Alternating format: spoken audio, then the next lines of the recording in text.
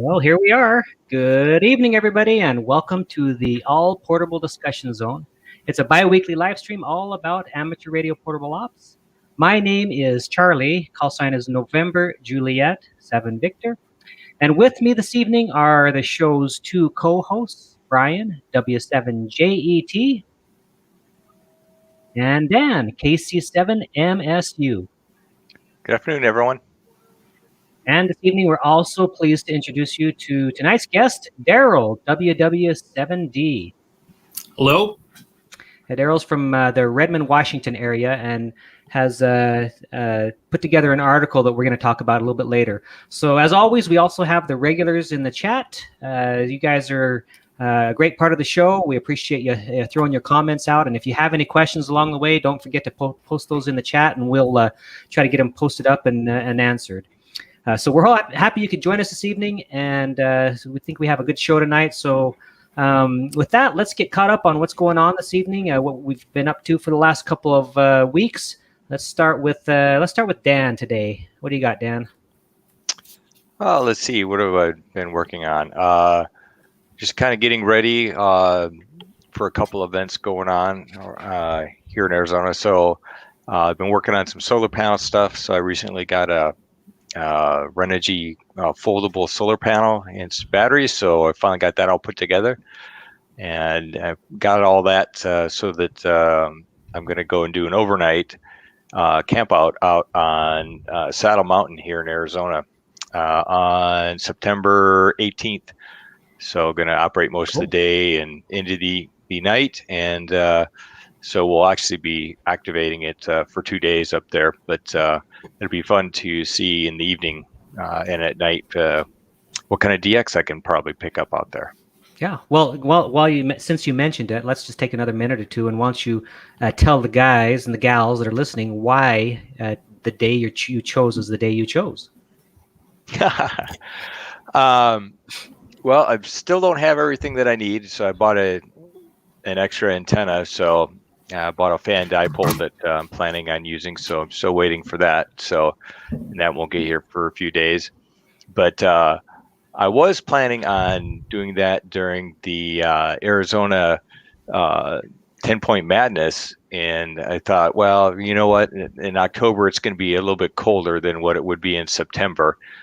So I kind of decided to back that up and just do it in the middle of September to preserve my body heat. Yeah. Probably a good move. So those of you who are listening, we have here in Arizona coming up on October 2nd, I think it is. It's first Saturday in October is our annual Summit to Summit event, which is called 10-Point Madness. Everybody gets on a 10-point peak, and it's just madness because for those of you who don't know, when you do a summit to summit, you get the points for the activation, but you also get the points for the person you chase. So your chaser points can really accumulate fast if you've got 20 people on a summit and you work all of them summit to summit. That's like 200 points, for chaser points, as well as the activation of the 10 points you get. So anyway, it's a lot of fun. It's similar to what we did just a couple of weeks ago when we had the Colorado guys and the Pacific Northwest guys and the SoCal guys all together doing the Summits on the Air thing with the Summit to Summit. So, all right. So what I've been up to, I just did a summit it's Friday that I had been wanting to do for quite a while. I did that one with N3BZ, Robert. And it was a kind of a difficult one, but Sick Graves Mountain up in the Flagstaff area. It was really fun. One of the things that I we all run into this occasionally. I put the wrong spot out. I spotted myself as CS003 for the first two spots, and then I caught myself. So, there's kind of a rigmarole you got to go through. You got to make sure you let everybody know, and you post to the reflector and say, sorry, guys, I posted the wrong. It's just a mess. So anyway, we've all done it before, I'm sure.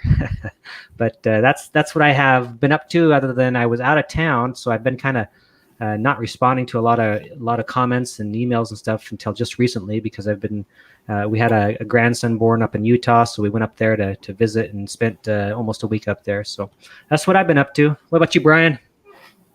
Well, let's see. Well, got a bunch of activations in the last 2 weeks.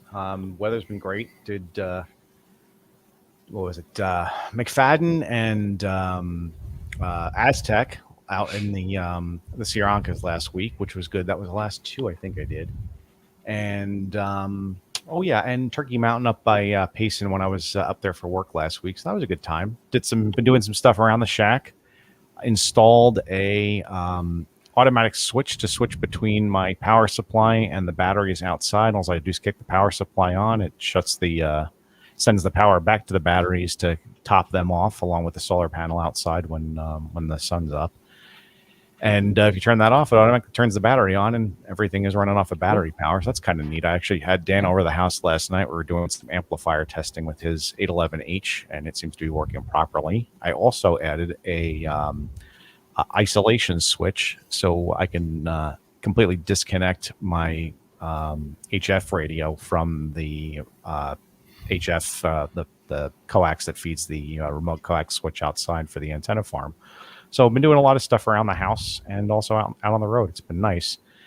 My attempted activation yesterday of Center Mountain was canceled about halfway up due to incoming thunderstorms and deciding I did not want to get stuck on the wrong side of Reynolds Creek when it flash flooded, because usually it does when it rains. That rain was unforecasted. So I ended up checking out the creek and taking some nice photos of that, and it just turned into a nice pleasurable hike to get back out. So that was about it for now. Okay. Well, as you've missed one very important detail that I'm sure you'll throw in here as soon as I mention one that I missed as well, and that is that the CW Academy is coming up. And so I have been kind of preparing. My instructor's been emailing me, and so I've been kind of doing the things that he's been asking as far as doing scales and getting involved. But one of the I just got on the CW test or CWT for the first time this last week, and I worked some guys at 25, 30, 35 words a minute, which was crazy, but I was able to do that. And congratulations to you, Brian, for you can just tell the guys what's going on there with that congratulatory note. Oh yeah, well let's see. I mean, it's a big deal for me because it was kind of a goal, and with the lack of there being a test for CW anymore in the licensing program, when you have a group that prides itself on CW efficiency and promotes the art of CW, I've been one of my goals was to get asked to be a member of this club, and I recently, in fact, in the last week, got an invite from one of the members, and I'm now a full lifetime member of CW Ops. So that was pretty cool for me. It was kind of a nice, hey, you can actually send and receive CW as long as your keys working properly. Which, by the way, for those who worked me on McFadden and Aztec last week, if it sounded like I had a broken hand when I was trying to send CW, I actually had a CW key that apparently was full of junk, because I got home and cleaned the heck out of it with some contact cleaner, and it's working right again. But the DITs were not working very well. So if you're getting extra DITs or missing DITs, it was a combination of my mediocre CW and a key that was not working properly. Okay. All right. Thanks, Brian. All right. Darryl, you've been on the show before, but for those who don't know who you are, and by the way, most everybody knows your call sign. You've worked probably everybody who in the world. WW7D, there he is again. So go ahead and introduce yourself again to those who don't know you. Okay. I'm Darryl WW7D. Redmond, Washington. I'm both an avid SOTA chaser in the last couple of years, as well as a fairly frequent activator. I always feel I don't get out quite enough, but I try to get out when I can. So, yeah, cool. And what have you been up to lately? Well, the weather hasn't cooperated all that much for getting out, but I've gotten out a few times. Speaking of bad keys, Josh WW7D and I went out about a month ago and did an activation that ended up being sort of in the rain.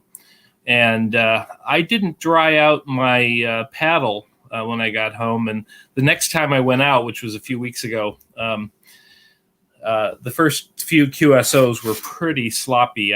Basically, there was enough, oxidation or whatever that the paddle, I had to do an in the field cleaning job on the paddle to get it to work well enough and that was the day I did 5 activations. So it would have been a disaster if my paddle hadn't been repairable. So anyway, I went out yesterday and did a really fun first activation for me of a summit that's rarely visited and there's almost no intel about. But today I was just recovering and chasing. Cool. All right. Well, there's KG6LI. He says an activation without WW7D in the log is like Christmas without the annoying in-laws. Very funny. Okay. way to go, Mark. You and your humor. I love it. All right. Well, so we're here today to talk a little bit about how to be a better activator, whether it's POTA or SOTA. And you wrote an article in the Pacific Northwest SOTA Newsletter just earlier this year in the spring. Mm-hmm. And I think a lot of people were impressed with it. I actually found out about it from Steve, WGOAT, or 0AT, the Goat Man. He mentioned it and sent me the link. And it's really very well put together. But we'll go through some of those points because they're very well put together. But before we do, why don't you take a minute and tell us what your thought process was, why you wrote that article in the first place?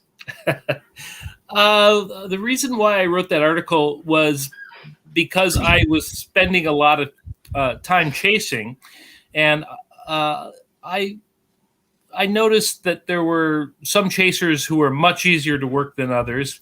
And I started thinking about the reasons why. Sometimes there'd be two people in summits nearby each other, and one of them was blasting in and the other I couldn't hear at all on the same band. And so I started thinking about that. And also over the years, people have given me tips on how to be an effective activator, and I've taken those to heart.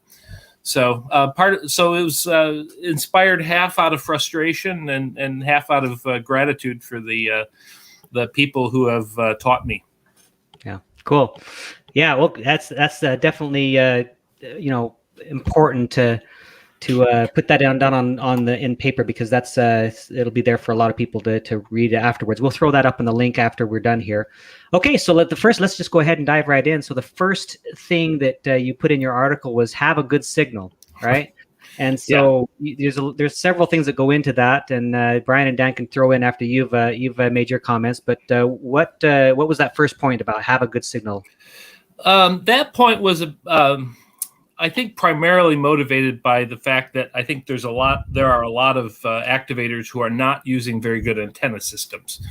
Obviously, if you have more power, you can get away with that. But having a proven effective antenna system is critically important, particularly if you're on sideband, where you're going to have much higher signal strength at the receiving end. And it was also in part motivated because I was made aware of something in the KX2 manual, some antenna solutions in the KX2 manual that I thought were suboptimal, including two 25-foot wires connected to a binding post right into the antenna jack. And I had a friend who was doing that, and he was very frustrated trying to do sideband that way. And I looked at it and it's like, why would anyone do that for an antenna? I mean, end-fed antennas can be very effective, but they have to be longer, elevated, and typically you want to run them through a UNUN as well. Right. I actually did my whole mountain goat using I guess it was a 58-foot end-fed. But I switched to using a dipole, a link dipole, which is a nuisance because you have to get up and change the links when you change bands. But it actually works better than the end-fed, and being resonant, it turns out it works under a lot of conditions. So if I have room, I'll put up a dipole, and occasionally I'll use the end-fed if I want to do 60 meters or something that my dipole won't do. Yeah. I was just talking about this in my next video coming up about that kind of very thing. Very lightweight, very small footprint, the end-fed half-wave, but you compromise just a little bit. And I think in your article you said you were seeing between a half a S unit and one S unit is the difference, because you don't have a feed line when you're doing a end-fed half-wave. The dipole, you've got to have a feed line, which adds what, a third or maybe a fourth of the length of the wire that you have to pack along. So, but it's worth it, I think. And that's all I've ever used for all of my activations. Very few I've used a little bit of an end fed half wave a couple times, but mostly that dipole is the way to go. Yeah. I think to squeeze the most out of your signal, that's probably the best solution. But there are some fairly thin coax cables that are available, Teflon coated and all that are pretty easy to work with, and they don't lose a whole lot at HF on the HF part of the band. So you're talking like the RG174, I think it is. I don't know because I don't have a catalog of. I have some sitting over here, and I could maybe sneak away and read it off it. But there's like super thin coax, which probably is lossier at HF. Well, obviously it is, and then there's some that's a millimeter to 2 millimeters, something like that. 174 would be 1.7 millimeters, right? I think so. Yeah. And I think that is a pretty good compromise. And then of course you probably have about, depending on the length of your antenna, maybe 25 feet of it or something like that. It's probably not going to be that lossy even at 10 meters. Yeah, for sure. It's not that heavy. Brian, do you remember what's his name again? Now, Mark, when he went up on an activation with us with his vertical, do you remember that one? Yeah, was it like the MP4 or something like that? It looked like a mess of TV antenna rabbit ears all coming in at one point, and he I mean, it's a commercially made antenna, and I'm not knocking it, but I am knocking it, but I'm not knocking it in the sense that for what we do for QRP. He was not able to talk to anybody. And I think that was his first activation. It was. If you remember, you and I were making all the contacts. Yep. And he wasn't able to make any on his HF. He used one of our antennas, and then he made all the contacts he needed once he hooked up to one of our antennas. But his antenna, it failed miserably. And I want to say it was an MP something or other. Yeah. At any rate, it was a vertical, right? Yeah, it was a vertical. You sit on the ground, and the radials kind of make the tripod, and then you adjust the length of the center radiator to make it work on the bend that you want it on. But it's only like 5 feet tall, so it's not MP1. I think it is. Okay, yeah. I mean, again, I don't have a lot of experience with the antenna, but running 5 watts on an antenna that's that small is probably not going to work. Just probably the common sense part of me says it's probably not going to work. Yeah, I think in general one can sum it up for antennas, field antennas, that if it seems like a miracle antenna because it's short or twisted around something or whatever, it's probably not going to work very well. Yeah. I tend to always take, like Charlie and everybody, I love my link dipole. That's what I take every time. Just because, I don't want to do all that hiking and all that driving to get there and then get to the summit and not have an antenna that works. I'd rather take something that I know is always going to work, and people, the odds are people are going to hear me easily on that antenna. Mm-hmm. Here's the coax that we've been talking about. Got a big spool of it. 174. Yeah, that's what I use. Yeah, this is the I bought this roll when I built my dipole because it was a $15 for a 500-foot roll on eBay. And I think everybody that I know that has built their own dipole here in Arizona has gotten their coax off of this spool, because I generally just give it to people.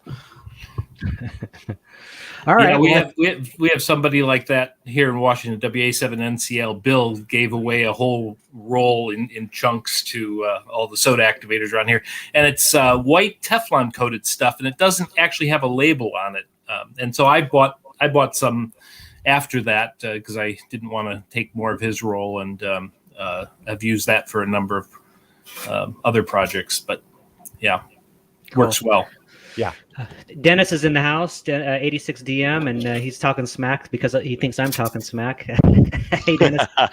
He's saying that I'm talking trash about the vaunted speaker wire. Well, no, man, we can't we can't talk trash about that antenna. It's an awesome one. But check out his podcast. He's got an awesome podcast. Dennis does. All right, let's move on. So first point is to have a good signal, and that usually means, or almost always means, good antenna, not necessarily power and all that other stuff. It's more about the antenna. So deploying the antenna well is also important. I once was activating with a friend who was using an NFED, and he had it sloped very close to the ground, and he was using it on 20. And so I suggested he redeploy it more vertically, and he was more successful after that.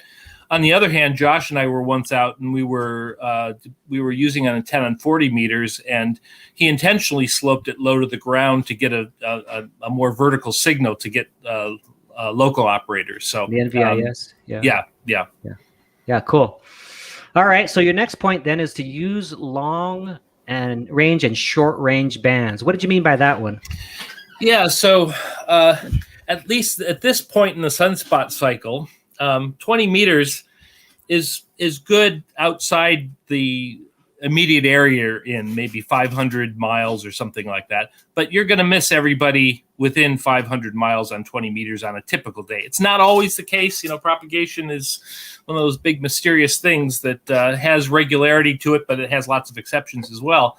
And I'm sitting here near Seattle, Washington, and there are activators in BC and Oregon and Idaho and Montana. And if people are, if people are only using 20 meters, I probably won't hear any of them. And so one of the points is use some diversity in the wavelengths you use, so that you can work people close to you as well. And that probably means going to 40 meters right now, and maybe 60 meters as well. And then you'll work the people that are near you who maybe want to work your summit so that they can get a SOTA complete, or because they want to, because they want to go do that same summit or something like that. And it's also, the people that are your community, you're likely to run into them at a ham fest and stuff like that. So feed them. Yeah. That's a good point. That's I'm curious what everybody else is using. When I go on a summit, unless I have a good reason, and sometimes I do, I'll usually do 20, 30, 40, and 60. And with those 4 bands, I can typically get everybody who wants to chase me, and not leaving anybody out. And on the flip side of that, a great example is KX0R, who we all know is on the summit just about every day. And he does that. He does 20, 30, and 40.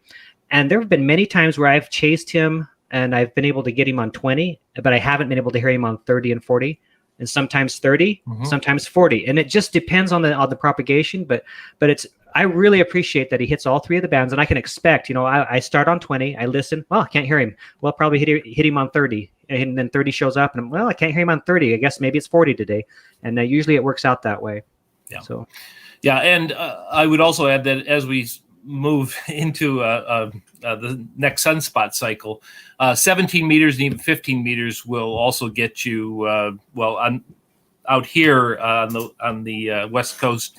I can very frequently work ZL1BYZ and oftentimes Japanese stations as well. So it's and in the morning sometimes Europe on those bands. It hasn't been as reliable for the last couple years, but before that, I was regularly working DX on 17 meters, and I even had activations where I would start out. This was 5 or 6 years ago, where I'd start out on 12 meters and work a bunch of people. So that seems kind of amazing right now, because 12 meters. Those days are coming again. Yeah, they'll come up again. So this advice, of course, will change as the characteristics of the bands change through the sunspot cycle. But right now, it's a good idea to do at least 40 and 20. 30, could go either way. Sometimes it's longer, sometimes it's shorter.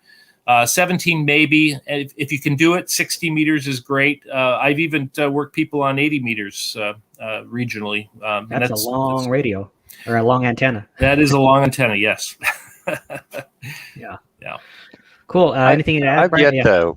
I've yet to work 60 meters. I've worked 30 before, but 60 is something that I really need to try out to get local folks in the books more often. Last year, I did really well locally with 40 by just lowering the antenna down a little bit, and got a lot of contacts locally in Arizona with that. But this year I noticed that, that doesn't seem to work as well. So I need to try out 60 for sure. Yeah, 60 is an odd band, and sometimes it's the money band between here and the Portland, Oregon area, which includes the Columbia summits near the Columbia Gorge down by near Portland, but in Washington, and sometimes 60 meters it's just coming in as clear as can be, and then other times you cannot hear a thing. It's a funny band in that way. I think part of it, of course, is the kind of antenna people are using for 60, because if you're using a 40-meter dipole, it's probably not going to be as effective as if you use an end-fed for 60. Yeah.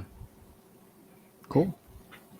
Let's see here. Smoke Signals RF says he likes doing 20 and 40 and 60 and maybe 15 and 17. Yeah, those are all good ones. And if a K6 ARK Keith was here, he would say, do them all. They're all, you never know. And he does. He does every single band if he can do it. And stand and work 10 meters until you get those 5 contacts to activate the summit with the 5, and then move on from 10. Yep. It was fun. A couple of years ago when I first got involved in the activity, which was, I guess, about 2012, when the 12-meter challenge was going on. That was a blast because 12 was open, and I had all kinds of summit-to-summit contacts. In fact, I had a summit-to-summit with Hawaii on 12 meters at the time, and it was a good time. In fact, that's when I was doing the really pushing for my mountain goat, and I was up in Sholo a lot for work. I was paying for a rental car out of my own pocket, so I was trying to get as many summits as I could in one day there. So I was just doing 12 and 40 on every mountain, and that was it, because I only wanted to limit the activation to 30 minutes because the goal was to get at least 3 in every single time. And it was a matter of time management, because I had from about 7 in the morning till about 4 o'clock in the afternoon to get as many in as I could with driving around up there on the forest roads. But 12 meters was great. I'm looking forward to that opening up again, because I would definitely put the 12-meter link back in my dipole and start taking the 817 with me again. Go ahead. Yeah.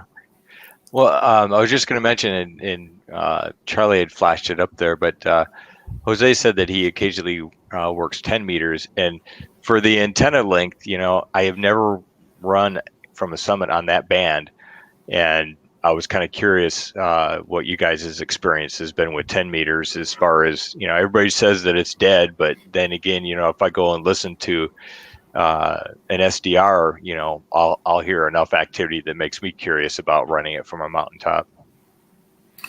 Well, I always think 10 meters is dead unless Keith posts a spot, and then I go and listen to it, and about 1 out of 5 or 6 times I can hear him, and sometimes hear him really well. So there are openings on 10 meters. I haven't done a lot of 10 meters lately, so I can't really say, but 10 meters is kind of like 6 meters. I have more experience on 6 meters from home or roving in contests, and 6 meters is called the magic band, because sometimes you get an opening and it's like everybody is operating right next door to you or something, and 10 meters is a little bit like that as well. Yeah. It just hasn't been like that for a few years. Tim Keene is in the house. It's a friend from New Mexico. He says, I almost always try 10, and you don't know until you try, right? And then any band is dead until you call CQ. Very true. Yep. Yeah. And of course, again, if Keith were here, he I think almost every activation he's done, he's got at least 4 or 5 contacts on 10 meters. So he just plugs away at it until he can't anymore. All right. So this article, there are probably another 20 points to go over. There's no way we're going to hit them all. I'll just go down unless you have something near and dear to your heart, Darryl, that you want to make sure we point out. I'll just start going down the list here. Okay. So pick a frequency, it says, and that's actual frequency selection is important for some reason. And what do you think that is? Yeah, well,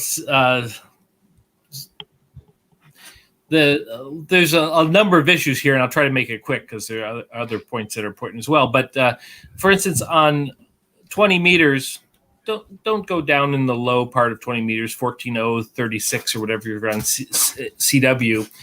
Go up into the 14.062 type area where most of the stations are QRP, so you don't have to compete against big guns or people chasing DX. And it's also sort of conventional. That's where people tend to go when they go to 20 meter CW.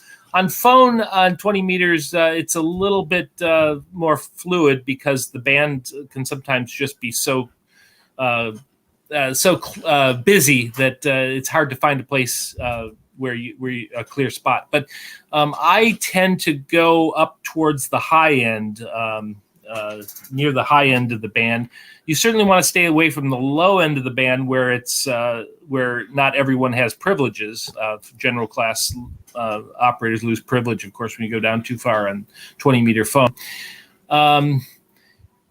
And yeah, 40 meters is a funny story because the CW gets sort of split between 7.032 or something like that and 7.062. And I'm not sure what to think about that, except that operators can live with that.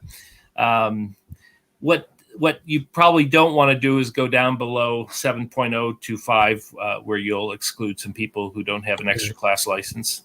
Yeah, and sometimes, like you said, you don't really want to. You can go up to like 7.035, 36, but that's about it. And then from there, you want to skip up to the 7.06 because in there, there's like that little sandwiched area where you don't want to be. Yeah, you want to stay away from the digital feeding holes and on 20 meters, as I said, the DX feeding holes, which will be anywhere. Well, almost anything below about 14.05, I would say. Yep. Cool. All right. Anything to add on this one, Dan? Yeah, I know. I've been guilty in there before, and we were talking on the pre-show about it. But I operated down in the extra section of the band on single sideband, and somebody reminded me and said, "Hey, head up the band a little ways. There's a bunch of general classes that can't get you right now." So I bounced up the band, and if anybody's operating down there in an area where a lot of folks are being excluded, give them a gentle nudge. It's definitely worth it. And I, for one, certainly didn't mind moving up because a lot of times I'll just pick a frequency, and then hey, it's clear here, and I forget about who has access to that part of the band. Mm-hmm. Yeah. All right, so let's move on to the next one then. That's make noise. So what do you mean by make noise? Yeah, so I'll give an example of what one shouldn't do. Post a spot and then wait for somebody to call you. I think I've experienced cases of that. It's hard to tell, but there's been cases where I've just made a call of somebody who spotted a minute or two ago and I don't hear anything, and suddenly they come back with an S8 signal or something like that. It's like, I guess you were waiting around for me to call you. But even so, when you're operating, don't be bashful about making noise. It keeps your frequency so that somebody else doesn't come and start calling CQ on top of the frequency. It lets people know you're there. And also, I may spend a minute tweaking filters and the frequency and notching out some QRM or something like that before I'm ready to call you. And so the more the activator transmits, the more opportunity I have to kind of maximize my ability to receive that signal. And since most SOTA signals are weak, unless it's somebody really close to you, that's a really good way of making it easier for the chaser, is by just making a lot of noise. Yeah. And people, if they see your spot and they roll down to where you're at, and if they don't hear you, they move on pretty quickly because like you were saying, because you're operating QRP, they assume that they can't hear you. So I know I like to constantly be calling. The only time that doesn't happen is when I drop my pen and I have to look for it. So yeah, and Smoke Signals RF says to use preset messages, and I absolutely agree with that. I usually I have the program buttons in my KX3 set for a couple of messages for CQing and QRZ, which also gives me a chance to log and things like that. But I'll send a CQ quite frequently when I don't hear any signals or a QRZ, just to make sure if somebody does tune on frequency, they'll hear they'll have a better chance of hearing me. They'll be able to peak up, and also I won't lose the frequency.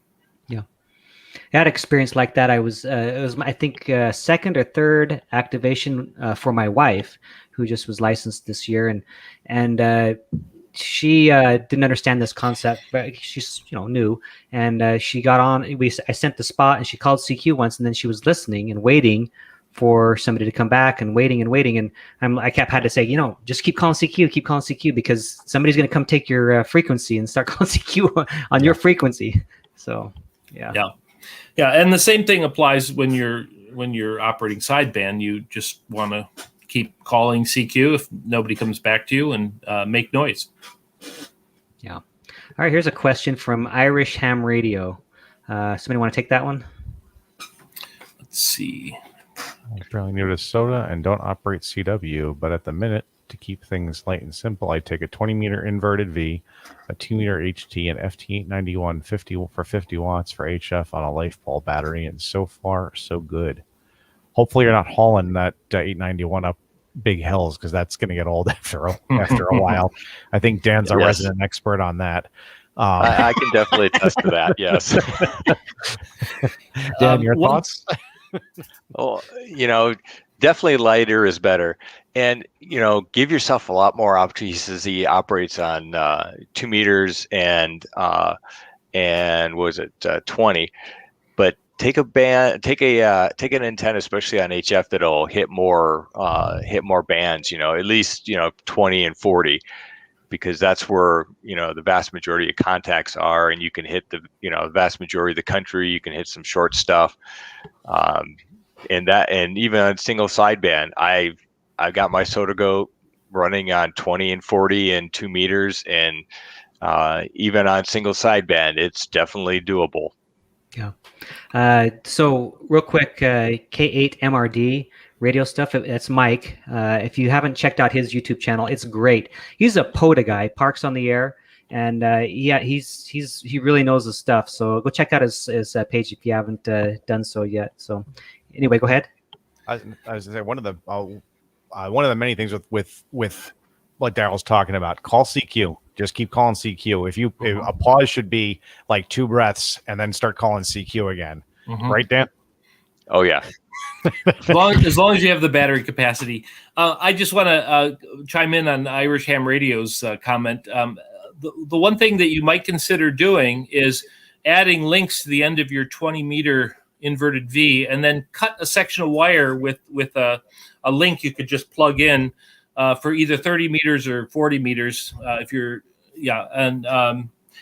You can actually attach those and just drape those wires over a bush or something like that. You don't have to support them from the ends, and that will give you the opportunity to get some closer in stations. Wherever you're operating, there may be some chasers nearby who are perpetually frustrated because they can't hear you on 20 meters. All right, Mark's here. So if somebody like Mark were to ask you why he can't get better than a 339, Darryl, what would your reply be to him?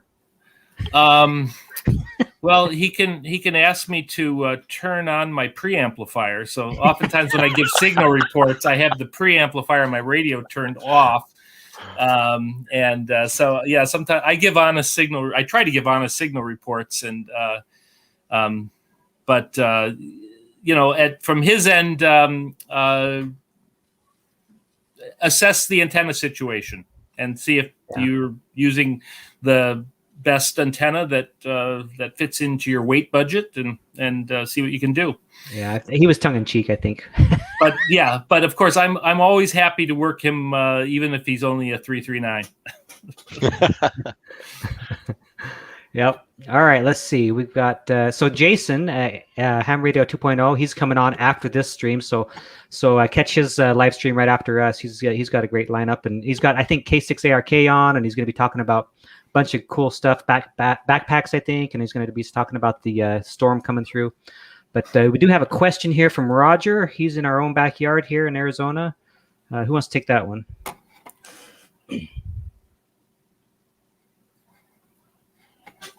Ooh, yeah, I've never worked 60, so it'll be a learner for me here as well.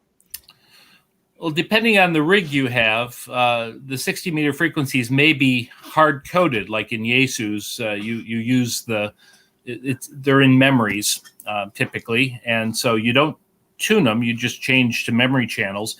Some Kenwoods, like I have an FT857 that I sometimes use, and there I can actually tune continuously. But it's a good idea to put it in memory so that you're not transmitting off frequency. Of course, you have to do it separately for CW and sideband, because you have to take into account the shift for sideband. No, I haven't tried that. Like I said, on 60 meters, and I've got a KX3. Is the KX3 tunable across, or is it in memory? Yeah, you can tune the KX3 across as well. It's like the Kenwood. So it's ideally you should pre-program the memories for CW and sideband and use it that way. But I don't on my KX3. I only use one or two of the 60 meter frequencies, and I always have to look them up on a chart, or I have a chart on my cell phone so I can look up those frequencies if I have to change. But yeah, I guess there's two parts to his question, or is there? Let's see. As in, a guy might need to tune up on both activator and chaser, or both on the same frequency. How do you tune up? Yeah, that's a good question. Well, you're using an antenna tuner, which cuts down the power, and most antenna tuners are pretty fast. So you just tune on frequency. Just do it quickly. Yeah. All right. One more promotion here. This VE6JTW, he's got a new YouTube channel. And his is the Canadian Rockies, man. So he's serious business. He's put out, I don't know, 4, 5, 6 videos now, and they're really good. So you might want to check him out as well. Have you worked him before, Darryl? I think so. Yeah, I think so. I have to check my log. Yeah, he's a good guy. Yeah. So it turns it's funny because there's VE6 land where there's a lot of summits is about 380 to about 420 miles from my house. It's really close, and so the VE6 activations are ones where I really, really appreciate 40 meter activation. Yeah, cool. All right, well, let's move on then, and let's go to the next point. Let me see what it is here. That is, don't spot yourself and then wait around for callers. That's kind of the same thing. That's the next one is pile-ups. At times you'll have the expeditions like a pile-up. So what's the deal with that? Yeah, so when you have a lot of stations calling you, I guess the major point is that the way you operate will strongly influence the behavior of the people calling you. And one of the things you need to do is not respond to people who send their call late, tail enders, or send their call multiple times. In a DX pileup, the right way to the polite way is to send your call just once and fairly expeditiously. I tend to ignore people that send their call a second time or send their call late. And if I didn't get any of the other calls in the pileup, I will just say QRZ until I can figure out somebody's call sign. Now, one of the problems is that chasers aren't always very thoughtful about what they do, and that is they all are on the exact same frequency, and so all the activator hears is just a mess of call signs all on the same frequency. In fact, I've gotten frustrated to the point where I've got really strong signals all on the same frequency, and I'll say in CW, spread out. And that doesn't always help, but part of it is that they've got me tweaked up and the filters dialed in just right, and so if they change frequency a little bit, if they're not using a second VFO or an XIT or whatever, it may make it hard to hear me. I like what you're saying here, Darryl, because I do the same thing, exactly the same thing. Every summit I'm on, in fact, when I'm listening for the next call, whoever's going to call next in a pileup, I try my hardest to get the person who sends their call first, or is the least obnoxious. And definitely, I mean, I'll pick up the person who sends is the last to send, if that's the only thing I can pick up. But I really try hard to get the front end of that, because you're right, the behavior of the chasers will change based on that. Right. And so if I can get a call sign early, I'll send it. And if I know that there's still people sending their call sign, I'll send the call sign twice. But that signals to other chasers that this operator is not going to wait around to the last person to send their call sign. And that makes everything go much smoother for everyone. If everybody sends their call sign just once right away, and the activator will get through many more stations in the same period of time than if people are dragging out the call sign, sending their call signs for 2 or 3 or 4 rounds of call signs, I guess you could say. Yeah. In the same vein, it says here in your article that it's important to control your pileup. I think that's kind of what we're talking about right here with the trail enders. But it also says to have a routine. Yes. So what's that about? Yes. So when a chaser is listening to an activator with a really weak signal, it's very helpful to always end a QSO in the exact same way. So 73 dit or QRZ and your call sign or something like that. But that way, as the signal goes up and down with QSB, the chaser still can more or less follow what's going on and send their call sign at an appropriate time. So it's just being, and on sideband, it's important as well. Just having the same routine. QRZ WW7D. After each call. After each call, you say 73 Whiskey 7 Delta QRZ. That QRZ will be the key that people will be able to, their brain will interpolate for the weak signal if they know that that's going to happen every time. Having a rhythm and a cadence to, how you operate. Chasers pick up on that, and they know exactly when to listen for your call sign, or if you're going to enunciate, what mountain you're on and stuff like that. Then, they know what to expect all the way through how you call CQ, which is really nice. It's I was to say it's absolutely true in all areas where radio communication is necessary. If you have a specific cadence and a predictable way of speaking, it's easier for people to handle multiple amounts of traffic.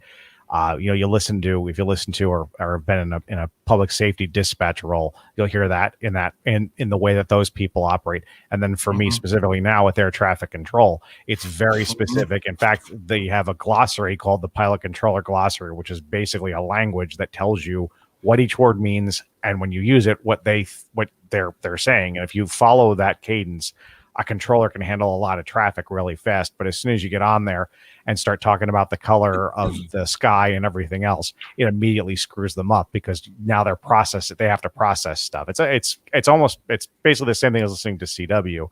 When it's predictable and it just clicks right into your head. But when you don't know it, or when you go outside of the normal path, you have to think about it because it doesn't sound right. Yeah, KG6LI points out that this can get tricky if there are S2Ss buried in the mess. And, one of the nice things is if everybody is sending their call sign just once, it gives S2Sers the opportunity to tail end, because that's the acceptable form of tail ending, is when it's an S2S, in my opinion. Yeah. But the other thing you could do, if there's a huge pileup, every now and then I'll have a huge pileup and I'll think there might be an S2S in there because there's a lot of people out or something. And I'll just say QRZ S2S.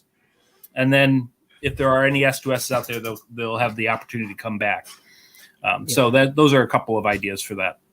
Yeah, and that's kind of what your next step, your next point is here is priorities go to summit to summit. But before we talk about that real quick, back on our last discussion or last point here real quick, I personally am guilty of not having a routine when it comes to summit to summits. I'm still trying to figure that out. And it's because I don't know what it is, but I have a routine when it comes to just regular QSOs, but sometimes people want you to send your peak reference, and sometimes they don't want you to send it because it takes too long. And so it's kind of, I'm still trying to figure that out, what's best for me. But what do you do when you always, if you have a summit to summit, do you always send your reference? Yeah, it's conventional to do that, although these conventions can change. So when I do a S2S, I do the sort of classic format where I'll get a call sign, then I'll give them a signal report and my reference, and then turn it over to them, and they'll send the signal report and reference. I notice more and more operators are just giving a signal report. The chaser, the person that called them, replies with a signal report and the reference, and then they come back and give the reference. That seems to be an okay way of doing things as well. Summit reference isn't necessary. It's not part of the SOTA rules or anything like that. It's just convention. So you don't even need to send a reference. And sometimes people who are new at it don't. And, that's okay. You still have a summit to summit, even if they didn't send you their summit, as long as you know what it is. We usually do because we can see the spots. Yeah. Yep. And so then let's go ahead and talk about priority here real quick. So, there might not be much to talk about here. When it comes to me, you make this point in your article, I always, if I ever hear a summit to summit, I always block out everything out, just like Jose is saying right here. And I always give them priority. Even if they're completely weak and you've got a signal coming in 5.9 plus S60, I'll still take the summit to summit guy. Yes. That's something. This is an article for activators, how activators should behave, but chasers should give summit to summits a chance as well, and sort of back off. There are people who don't seem to do that, and I wish they would. And as an activator, I would appreciate it if chasers would keep the frequency quiet if they hear a summit to summit calling. And what I've heard on occasion, which I really appreciate, I've heard this both as a chaser and as an activator, is I'll hear a whole bunch of garbage, and then I'll hear somebody who doesn't really want to chase me or doesn't want to be chased send, hey, there's an S2S here. They'll say, like when I'm chasing somebody else other than the activator, they'll say S2S because it's a really weak signal. And so this strong signal comes in and says, hey, listen, there's a summit guy, and then everybody kind of backs off. I've seen that on occasion. I really appreciate that. Yeah, on sideband, there's been times when I've made a call as a chaser and the activator came back to me, but I also heard somebody saying summit to summit after I was done calling. And then it's always a favor to the activator to let them know that there's a summit to summit calling. It's too bad we don't have a Q signal for that. Listen for the summit to summit Q signal. That would be useful, because it's hard to convey that in CW, because the chaser might only catch S2S and think suddenly that you're on a summit or something. Yeah. If you say listen for S2S, that's just too many characters. Yep. Okay, so here's one. Dan, do you want to will you read that for us? Yeah, it's from Ron K6RA, and I find the occasional chaser that wants to chat. I accommodate them, but I can feel the tension from other chasers in the lineup, and I've had that problem as well. Without a doubt, if I carry on a little bit of a conversation, then after that conversation, I'll have like 5 or 6 people all of a sudden in a mini pileup. So that goes back to, I guess, having your routine and a cadence and everything else about how you operate, and you'll get less of that as you kind of get into that groove going forward. Yep.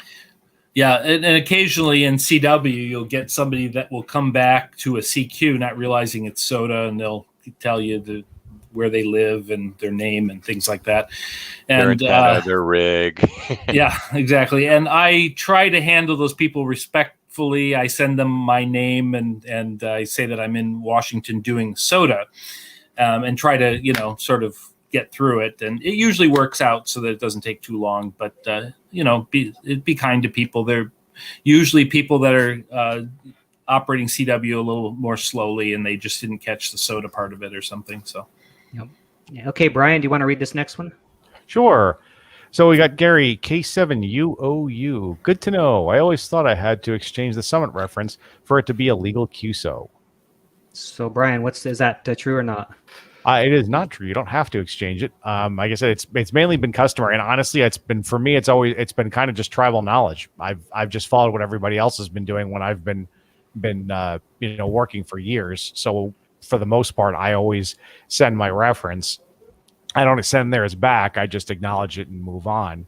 I've been getting a little bit more creative lately with some of the stuff that I send, just because I'm trying to enhance my CW vocabulary. So there's things that I'm throwing in that I did not use in the past.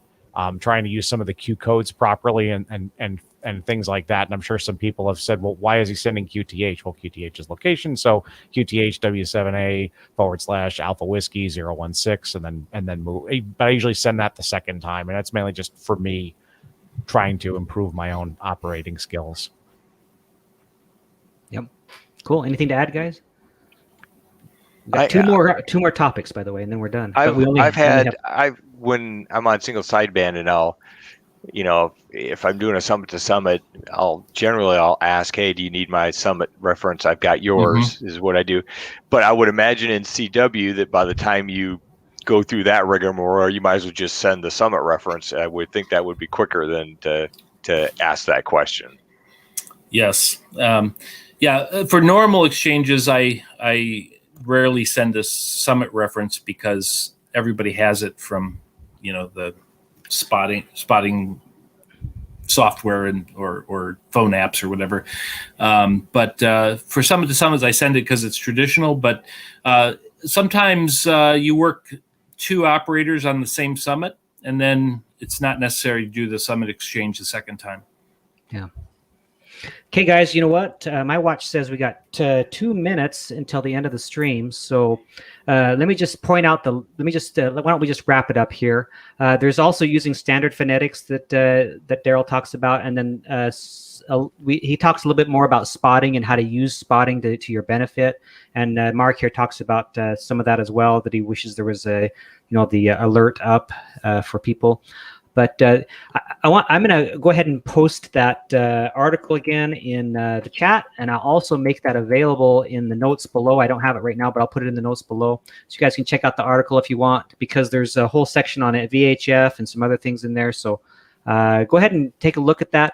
Darryl, we're really happy that you were able to join us. Any parting thoughts before we wrap it up? Well, you don't have a lot of time for parting thoughts, but